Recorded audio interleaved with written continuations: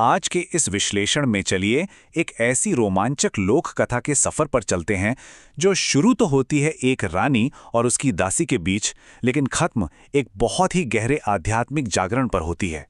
ये सिर्फ कोई आम किस्सा नहीं है दोस्तों, ये एक ऐसी कहानी है जो आपके सोचने का नजरिया बदल देगी। सबसे पहले एक बड़ा सवाल, क्या कोई ऐसा इंसान जिसके पास दुनिया भर की दौलत हो, हर तरह के आशो आराम हो, वो अचानक सब कुछ छोड़कर एक साधारण संत बन सकता है? हम बात कर रहे हैं सप्पू साहब की। उन्होंने अपनी शानदार जिंदगी को एक ही पल में त्याग दिया और आपको हैरानी होगी कि इस पूरी घटना के पीछे थी महज एक छोटी सी कहानी जिसने उनकी किस्मत को हमेशा के लिए बदल कर रख दिया। तो चलिए अपने पहले हिस्से की तरफ बढ़ते हैं, रानी का शाही बिस्तर, जहां हम उस जमाने की शाही विलासिता और ठाट बाट की एक झलक देखेंगे। जरा सोचिए उस दासी की जिंदगी के बारे में। उसका रोज का काम बिल्कुल भी आसान नहीं था। दिन भर उस महल में रानी के आलीशान बिस्तर को साफ करना, उसे एकदम बारीकियों से सजाना और उस पर महंगे से महंगे इत्र छिड़कना। एक ऐसी शाही और बेदाग जगह को मेंटेन करने के लिए उसे हर दिन तोड़ देने वाली मेहनत करनी पड़ती थी। अब यहां इन दो चीजों के बीच का अंतर देखिए।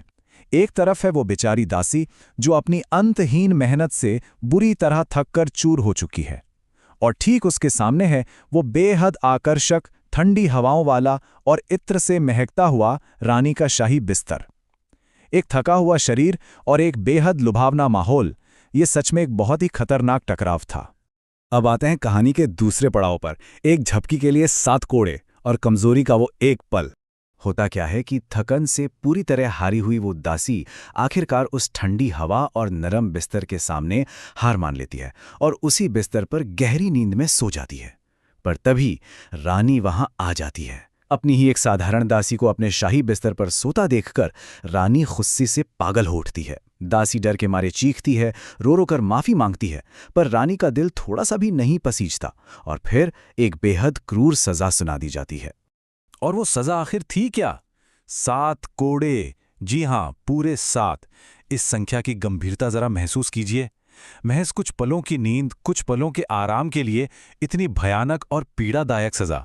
ये सीधे तौर पर उस शाही क्रूरता को दिखाता है जहां एक पल की कमजोरी की इतनी बड़ी कीमत चुकानी पड़ती थी। कहानी अब अपने तीसरे और सबसे दिलचस्प हिस्से में आती है। दर्द के बीच एक अजीब सी हंसी और पीड़ा में आया वो अचानक बदलाव।